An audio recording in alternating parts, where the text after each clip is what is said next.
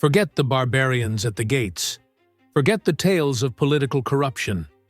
Those were merely symptoms. The weapon that brought the Roman Empire to its knees wasn't a sword. It was a coin. A weapon of systematic debt, engineered in the emperor's own treasury, that silently turned Roman citizens into financial slaves. The same mechanism that crushed a 1,000-year empire is now operating at industrial scale across every developed nation. And by the end of this analysis, you'll see exactly how the pattern works and why ignoring it could cost you everything you own. Picture Rome at its apex in the 1st century AD, controlling 3 continents, commanding the Mediterranean, generating unprecedented wealth through trade networks that stretched from Britain to India. The city of Rome itself housed over 1 million inhabitants, sustained by grain shipments from Egypt, wine from Gaul, and luxury goods flowing from every corner of the known world. Yet beneath this prosperity, Roman emperors had discovered something revolutionary and catastrophic. They could fund political promises without raising taxes by systematically reducing the precious metal content in their coins. What started as emergency war financing under Nero became standard operating procedure for every subsequent emperor. The Roman government learned they could manufacture apparent prosperity by stealing purchasing power from their own citizens through a process so gradual that most never understood they were under attack. Emperor Augustus minted denarii containing 95% silver. These coins represented genuine stored value, the product of Roman mines and military conquest. Citizens trusted these coins because they represented real wealth, tangible and measurable. But each successive emperor inherited larger military obligations, more extensive welfare commitments, and increasingly expensive imperial infrastructure projects. The solution was always the same: reduce the silver content, increase the coin supply, and use the difference to fund immediate political necessities. By the time Marcus Aurelius took power, the silver content had dropped to approximately 75%. Under Septimius Severus, it fell to 50%. By the crisis of the 3rd century, Roman coins contained less than 5% silver. A denarius that could once buy a month's worth of grain for a family could now barely purchase a single loaf of bread. This was a 95% theft of purchasing power, executed over 2 centuries. This was not incompetence. It was a calculated technology of financial warfare deployed against Rome's own population. It worked by creating the illusion of prosperity while gutting the very economic foundation that made it possible. This debt weapon operated through a vicious cycle of extraction, with 2 primary engines amplifying each other into systemic collapse. First, foreign wars became economic necessities rather than strategic enterprises. Rome needed continuous military campaigns not for territorial expansion, but to generate plunder that could temporarily service existing debts and delay the inevitable reckoning. The Dacian Wars under Trajan were explicitly justified by the need to capture Romanian gold mines that could replenish imperial coffers. The Jewish Wars generated massive slave revenues that temporarily stabilized imperial finances. Germanic campaigns along the Rhine frontier became annual fundraising operations disguised as defensive actions. When Emperor Marcus Aurelius needed to fund the Marcomannic Wars, ancient historians record that he was forced to auction imperial property and crown jewels because even aggressive currency debasement couldn't generate sufficient revenue. The empire had become addicted to plunder as a funding mechanism, requiring constant military aggression to sustain a financial system built on debt and debasement. When external conquest became militarily impossible, the extraction turned inward with devastating efficiency. Second, the internal tax system evolved from rational revenue collection into legalized extortion that destroyed productive economic activity. Private contractors called publicani purchased the right to collect taxes in specific provinces. These tax farmers paid the government a fixed amount upfront, then kept everything they could extract above that baseline. This created perverse economic incentives, where maximum extraction rather than sustainable prosperity became the operational goal. Tax farmers had every incentive to squeeze citizens to the breaking point because their profit was the difference between what they paid Rome and what they collected from provinces. The system generated short-term revenue for the imperial treasury while systematically destroying the long-term tax base. Farmers abandoned land they could no longer profitably work under crushing tax burdens. Merchants reduced trade operations because profit margins couldn't sustain tax obligations. The archaeological record shows dramatic declines in pottery production, metalworking, and construction activity throughout the 3rd and 4th centuries. Direct evidence of economic collapse driven by extraction exceeding productivity. And this ancient Roman blueprint for financial ruin is now operating with a speed and scale that would have terrified Caesar himself. The Roman debt weapon operates today with technological precision that would have amazed Caesar, executed through central banks that make imperial mints look primitive by comparison. The Federal Reserve alone purchased over $5.6 trillion in Treasury securities through quantitative easing programs between 2008 and 2023.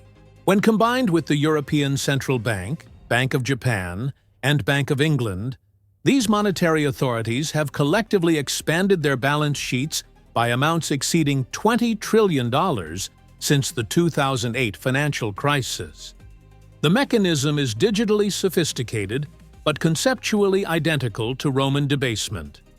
Create new monetary units to fund government deficit spending, making current generations appear prosperous by destroying future purchasing power. The difference is speed and scale. What took Rome 2 centuries now happens in 2 years. Modern governments have perfected the political calculus that Roman emperors discovered. Citizens will tolerate inflation they don't understand, while violently opposing taxation they can see and measure. The result is systematic wealth transfer from savers to debtors, from workers to asset owners, from future generations to current political constituencies. Like Rome, modern nations fund current consumption through debasement, disguised as monetary policy, creating artificial prosperity that masks economic decay. The symptoms manifest in ways that feel disconnected from their source. Housing prices in major Western cities quintupling while real wages stagnate. United States college tuition costs increasing over 850% since 1983, and healthcare consuming ever larger shares of national income. These are not separate crises. They are markers of monetary debasement operating at industrial scale. The tax extraction system has evolved beyond anything Roman publicani could have imagined. Citizens in developed nations face income taxes, property taxes, sales taxes, capital gains taxes, estate taxes, payroll taxes, excise taxes, licensing fees, regulatory compliance costs, mandatory insurance requirements, and penalties for non-compliance that collectively consume between 40 and 65% of productive output. The extraction happens through bureaucratic mechanisms so complex that most citizens cannot calculate their true tax burden. Roman historical records, particularly the Codex Theodosianus legal documents and archaeological evidence from villa estates, reveal exactly who survived the empire's financial collapse and who became victims of systematic wealth extraction. The pattern is precise and repeatable. The victims shared common characteristics. They trusted institutional stability, kept wealth in imperial currency, and maintained faith that the system would somehow stabilize.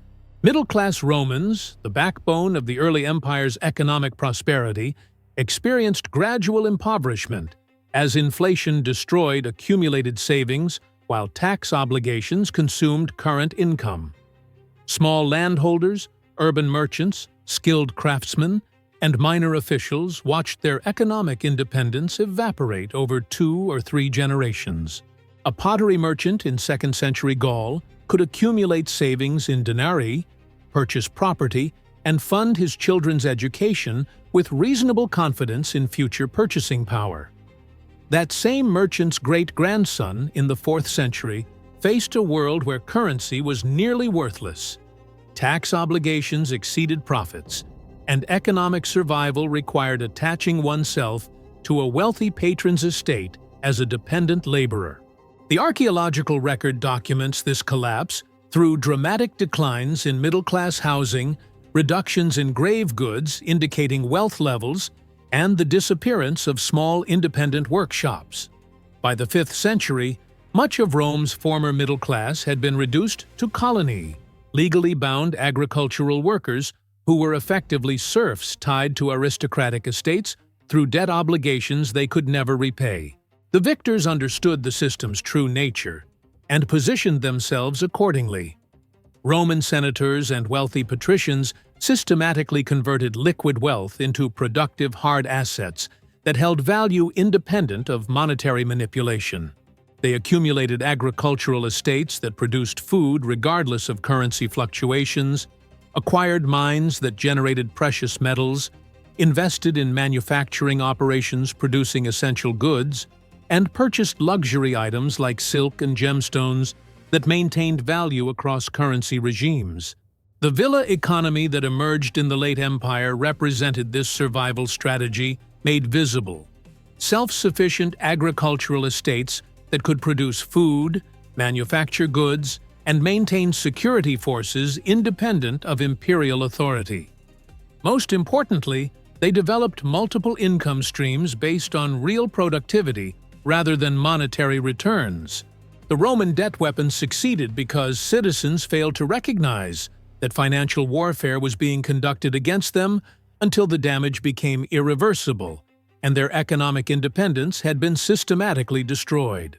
Every symptom visible today – rising asset prices divorced from economic productivity, increasing wealth inequality, middle-class financial insecurity despite apparent GDP growth, and political polarization driven by economic anxiety – precisely mirrors the final century of Roman imperial decline. The pattern is mathematical rather than ideological. Debt-based monetary systems require exponential growth to remain stable because compound interest demands ever-increasing future production to service obligations created today. But exponential growth is impossible in finite systems with limited resources and population, making collapse inevitable rather than merely probable. The only variables are timing and severity. Modern governments face the exact impossible choice that confronted Roman emperors: allow deflation and immediate political crisis through debt defaults and banking collapse, or continue currency debasement until systemic breakdown destroys the monetary system itself. Current analysis from institutions like the Penn-Wharton budget model estimates total United States federal indebtedness, including explicit debt and implicit obligations, at over $90 trillion. There is no third option that maintains current consumption levels while restoring fiscal sustainability. History doesn't repeat, but if you ignore it, it will crush you all the same. The Romans, who recognized the pattern early, who understood that imperial promises were mathematically impossible, positioned themselves as beneficiaries of the system's operation rather than victims of its inevitable collapse. They converted currency into hard assets, transformed liquid wealth into productive property, and built resilience through diversification. The critical insight is timing. Financial systems maintain apparent stability through momentum and collective belief until they don't. And the transition from stability to crisis occurs rapidly once confidence breaks.